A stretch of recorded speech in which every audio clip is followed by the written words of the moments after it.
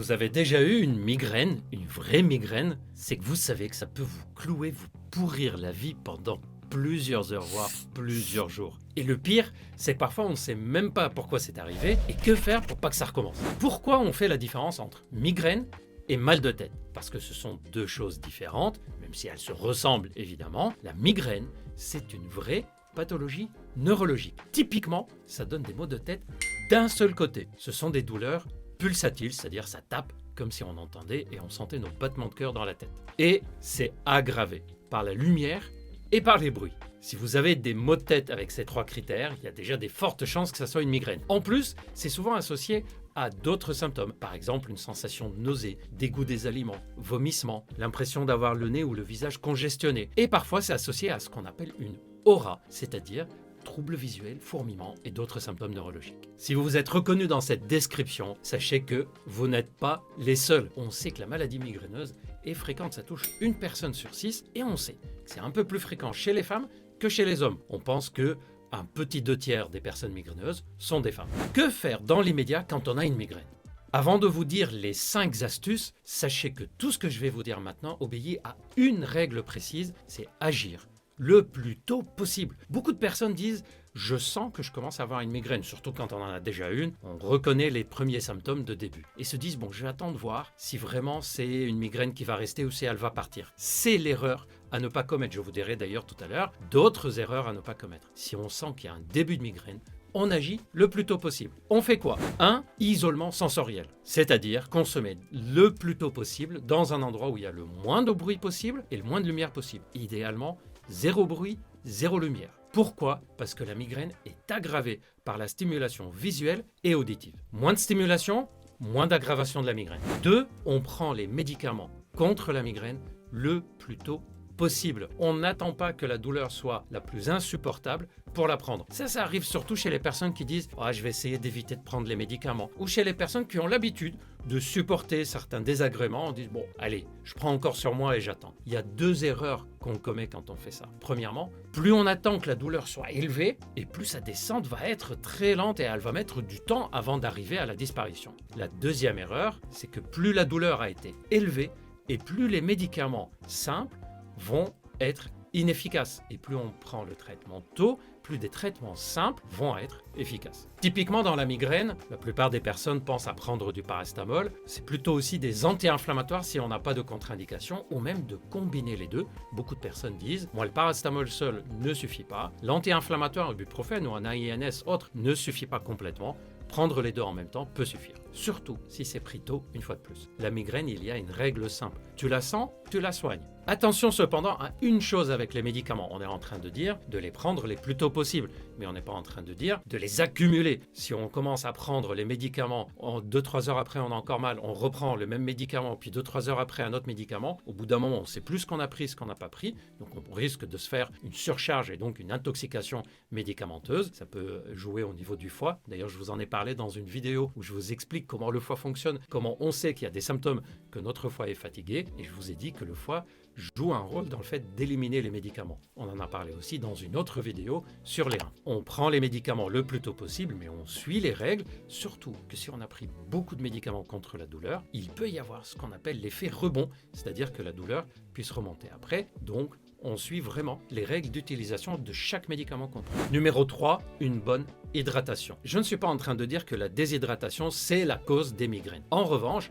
le fait d'avoir une petite déshydratation ou une grande déshydratation, ça va favoriser la migraine et surtout ça va favoriser le fait que la migraine soit plus intense. Donc, quand on a une migraine, on s'est isolé sensoriellement, on a pris le traitement à visée antalgique, et on s'hydrate si on sait qu'on n'est pas suffisamment hydraté. Pour l'hydratation, je vous rappelle la règle simple. Mais juste avant, un petit rappel. Charles.co n'est pas seulement une chaîne YouTube, c'est aussi un site de téléconsultation sur lequel vous pouvez consulter des médecins spécialisés sans bouger de chez vous. Pour cela, il vous suffit d'aller sur le site charles.co, choisir la spécialité que vous souhaitez, troubles sexuels, chute de cheveux, obésité. Ensuite, vous remplissez un rapide questionnaire médical spécifique à la problématique et vous prenez rendez-vous avec un des médecins. Lors de la téléconsultation, le médecin fera le point avec vous, vous donnera ses conseils, son avis, vous prescrira des examens s'il le faut, vous prescrira un traitement s'il le faut, de façon adaptée pour résoudre votre problème. En tout cas, vous connaissez probablement ma phrase fétiche, quand on a un problème de santé, on ne reste pas seul face à ce problème. On consulte un médecin en ville ou en téléconsulte si c'est plus facile.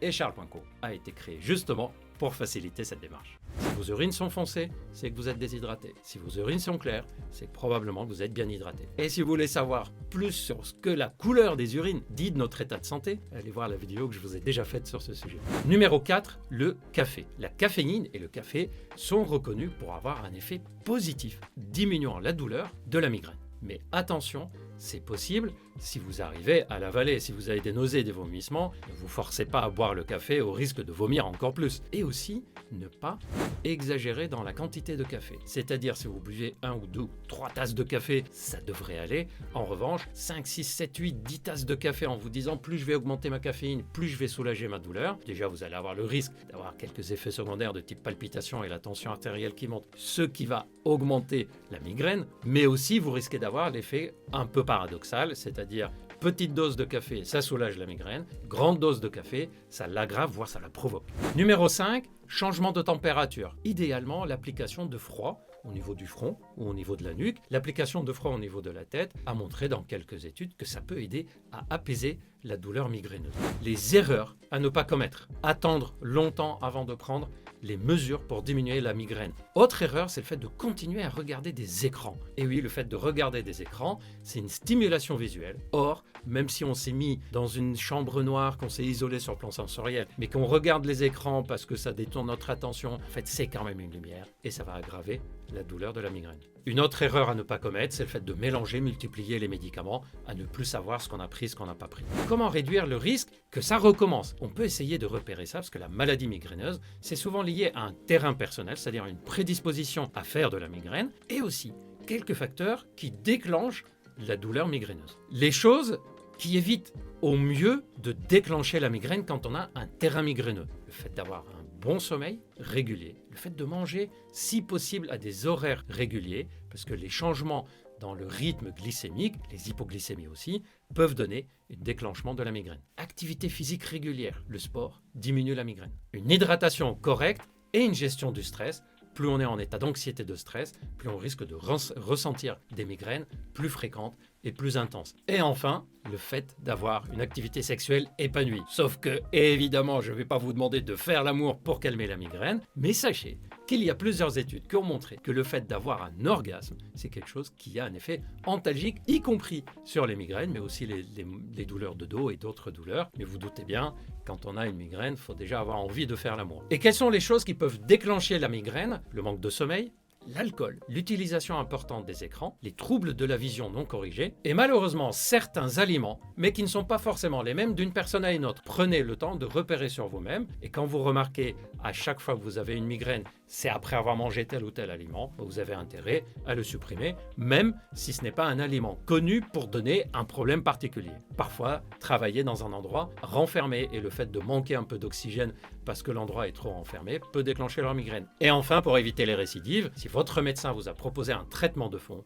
de prendre le traitement de fond, puisqu'il y a certains médicaments qu'on prend au quotidien, dont le but est d'éviter au maximum qu'on ait des accès de migraine, ou en tout cas de les espacer le plus possible. Dans quel cas il faut consulter ou reconsulter? Quand les migraines augmentent progressivement d'intensité et plus le temps passe et pire c'est. Quand vous avez des migraines qui sont différentes de celles que vous avez habituellement. Quand les migraines ne répondent pas aux traitements et astuces simples comme celles que je vous ai données dans cette vidéo. Et aussi quand vous avez des symptômes inhabituels avec les migraines, des symptômes neurologiques, une paralysie, troubles de la vue très importants, difficultés à parler, etc.